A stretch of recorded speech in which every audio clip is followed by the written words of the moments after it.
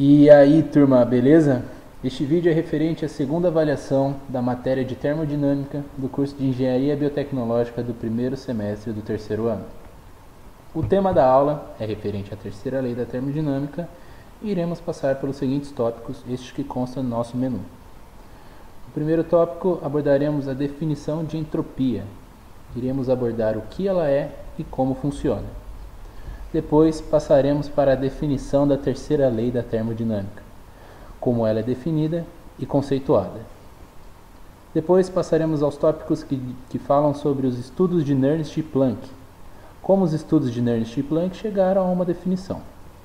Depois passaremos para o tópico que abordará lei ou regra, onde será discutido se a terceira lei é realmente uma lei ou uma regra.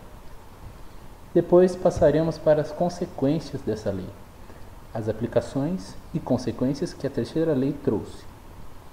Depois passaremos para a energia de Gibbs, como a energia livre de Gibbs se relaciona com a espontaneidade de uma reação. Por fim, passaremos pela energia livre de Helmholtz, e como essa energia se relaciona com a espontaneidade das reações. Então, antes de entrarmos na terceira lei da termodinâmica, deveremos conhecer muito bem o conceito de entropia. Para isso, faremos um breve resumo sobre o que é entropia e como ela é calculada. A entropia é a medida de desordem de um sistema físico, ou também conhecido como grau de agitação das moléculas. Ela também está bastante relacionada com a variação da temperatura, uma vez que essa interfere no grau de agitação das moléculas, assim como vemos na imagem a seguir. No primeiro quadro, mostra como ao aumento da temperatura, o grau de agitação das moléculas se torna maior, as moléculas se agitam mais. E no quadro à direita, vemos que com a baixa da temperatura, as moléculas elas tendem a reduzir o seu movimento, tendendo a se tornar estáticas. E de modo geral, um corpo que absorve muito calor tem um elevado valor de entropia, sendo o inverso também válido. Ou seja, se um corpo libera muito calor, ele também tem um valor de entropia bastante baixo. No caso em que não há perda ou absorção de calor, a entropia se mantém constante. É importante relembrarmos que cada substância existente possui um valor próprio de entropia. Para calcularmos a variação da entropia de uma substância dentro de um sistema termodinâmico, utilizamos a seguinte fórmula: ΔS é igual a Q dividido por T, onde S é a entropia da substância, Q a quantidade de calor absorvido ou cedido, sendo Q positivo no caso de o corpo absorver calor, ou Q negativo no caso do corpo estar cedendo calor. Essa quantidade de calor será dividida por T, a temperatura presente no sistema. Aplicando o conceito de entropia para a terceira lei da termodinâmica, descobrimos que a entropia adquire um valor nulo na temperatura de 0 Kelvin, ou zero absoluto. Escute, Bruno. O zero absoluto é a temperatura que congela tudo e que é de 273 graus centígrados abaixo de zero. A essa temperatura, todo e qualquer movimento molecular se detém. Uma vez há algum tempo, ele disse que toda substância é feita de átomo. É isso mesmo, como as pedras, as flores e o corpo, tudo é feito de átomos. Certo. E então, cada um dos átomos se movimenta intensamente e de forma aleatória. A temperatura nada mais é que a escala para mostrar a atividade dos átomos. Se o movimento é grande, a temperatura da substância sobe. Entretanto, se o movimento é lento, a temperatura desce. Será que você está entendendo? Bruno. Se quiser congelar algo, precisa deter os movimentos dos átomos. É isso mesmo, cavaleiro de cristal. E aí, entendeu, Bruno? Na temperatura de 0 Kelvin, o grau de agitação das moléculas teoricamente seria nulo, e as moléculas estariam em sua conformação perfeitamente arranjada, não existindo entropia alguma. Neste caso, a entropia seria a mesma para todas as substâncias em um zero absoluto. Assim, a terceira lei da termodinâmica pode ser definida da seguinte maneira: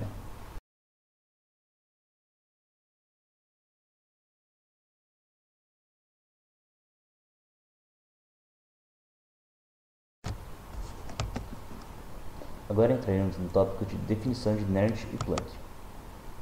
Podemos ver nessa imagem, o primeiro da esquerda para a direita é Nernst, e o segundo e o terceiro, seguindo essa mesma ordem, da esquerda para a direita, é Planck.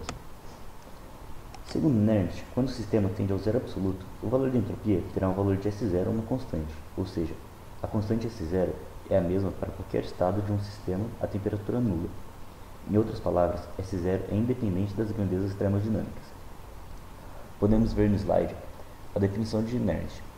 O limite da variação de entropia com a temperatura tendendo a zero igual à constante S0. Complementando o estudo, Planck disse que o valor de S0 igual a zero é universal, ou seja, é a mesma para qualquer sistema. Porém, essa lei só se aplica para um corpo homogêneo, ou substância pura, onde os átomos são os mesmos e, portanto, poderiam se rearranjar perfeitamente em temperatura de 0 Kelvin. Novamente podemos ver no slide que S0 igual a zero. Os estudos de Nernst e Planck são resumidos na seguinte forma: limite da variação de entropia com a temperatura tendendo a zero igual à constante S0, que é igual a zero. Agora discutiremos um pouco sobre se é uma lei ou uma regra. Sobre a terceira lei da termodinâmica propriamente dita, ela ainda não é aceita em consenso, uma vez que seus exemplos são meramente ilustrativos, não sendo possível aplicá-los na prática. Também, ainda hoje, não é possível chegar à temperatura de zero absoluto. Sendo assim, também não é possível de se atingir a entropia de valor nulo. Outro fator está na exceção de alguns modelos dessa regra, por exemplo, a molécula de água. Na temperatura abaixo de 0 graus Celsius, suas moléculas se encontram fixas, porém em conformação desorganizada, longe do que seria a conformação perfeita de uma substância de 0 Kelvin. Também, mesmo quase estáticas, as moléculas ainda mantêm energia interna suficiente para que a entropia não seja igual a zero. Sendo assim, mesmo abaixando mais a temperatura da água em sua formação já sólida, ela não iria adquirir as condições necessárias para que a entropia seja nula. Por essas razões, a terceira lei também é conhecida como a lei fundamental da termodinâmica, ou até como teorema do calor. Agora entraremos no tópico de consequências. As consequências da terceira lei inferem em outros aspectos da termodinâmica, sendo eles a capacidade térmica das substâncias, seu coeficiente de expansão térmica na energia livre de Gibbs e na energia livre de Helmholtz. Quando a temperatura tende a 0 Kelvin, a entropia também tende a zero, e a capacidade térmica, por sua vez, também tenderá a zero. Isso porque para definirmos a capacidade térmica de um fluido ou substância em geral, temos que ter primeiramente os valores da temperatura exercida sobre essa substância e de sua entropia. A seguinte fórmula da capacidade térmica exemplifica isso melhor. C igual a T vezes ΔS sobre ΔT, tendem a zero, quando a temperatura também tende a zero. Nessa fórmula, C seria a capacidade térmica, T a temperatura e S a entropia. Da mesma forma em que a capacidade térmica tenderá a zero na temperatura de zero absoluto, o coeficiente de expansão também tenderá a zero, uma vez que ele depende dos valores da temperatura do sistema e do valor de entropia da substância estudada. A seguir, segue a fórmula para o cálculo do coeficiente. Alfa igual a 1 sobre V vezes ΔV sobre ΔT. Pode ser igual a 1 sobre V igual a ΔS sobre ΔT, tendendo a zero, em temperatura tendendo a zero, onde o alfa é o coeficiente de expansão, V é o volume, T a temperatura e S a entropia. Agora vamos falar um pouquinho das aplicações. Temos também algumas aplicações do zero absoluto, os supercondutores e os superfluidos. A supercondutividade é observada em certos materiais que, quando resfriados a temperaturas próximas ao zero absoluto, são capazes de conduzir eletricidade sem apresentar resistência, portanto, sem dissipar energia sob forma de calor. Descoberta em 1911, ela abriu as portas para uma grande revolução tecnológica. Materiais supercondutores poderiam reduzir gastos com produção e transmissão de energia e conduzir correntes elétricas muito mais altas. É graças à supercondutividade, por exemplo, que é possível criar campos magnéticos potentes o suficiente para obter imagens por ressonância magnética. Outra área de aplicação prática do fenômeno é de transportes. No Japão, Bobinas supercondutoras estão por trás da criação de um trem que levita, porém ainda está em estágio de pesquisa. O uso da supercondutividade ainda esbarra nas baixas temperaturas necessárias para sua obtenção. Em um material supercondutor, os elétrons se organizam em pares e se comportam da mesma forma ao viajar com a mesma velocidade. Uma propriedade similar se verifica na superfluidez. Em temperaturas próximas a 0 Kelvin, alguns superfluidos têm seus átomos organizados em pares. Assim, como a supercondutividade reduz a resistência à passagem de corrente elétrica, a superfluidez reduz a resistência do movimento interno dos átomos de um líquido e diminui sua viscosidade. Agora vamos falar sobre a energia de Gibbs. A energia de Gibbs, representada por G, quando se relaciona com a entropia, se diz respeito à espontaneidade de uma reação através da entalpia H. Assim, quando a temperatura T tende a zero, a energia será igual à entalpia H. Veja a demonstração. A fórmula diz que a energia de Gibbs G é igual a entalpia menos a temperatura vezes a entropia. Em uma variação a temperatura constante, a variação da energia de Gibbs é igual à variação da entalpia menos a temperatura vezes a variação da entropia. Então, para que se ocorra uma reação e que ela seja espontânea, a variação da energia de Gibbs deve ser menor ou igual a zero. Agora vamos falar sobre a energia de Helmholtz. O mesmo vale para a energia de Helmholtz, representado por A, porém ela se relaciona com a energia interna de um sistema, representado por U. Agora vamos ver a demonstração.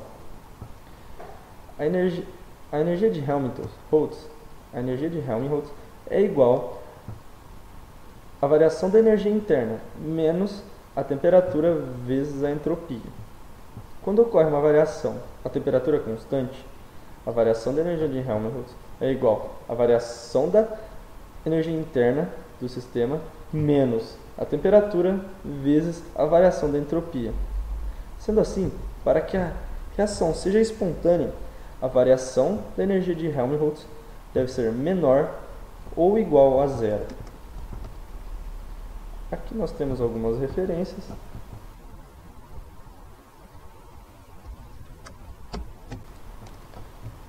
E qualquer dúvida ou comentário, você pode entrar em contato com os e-mails aqui presentes ou comentar logo ali embaixo. Muito obrigado.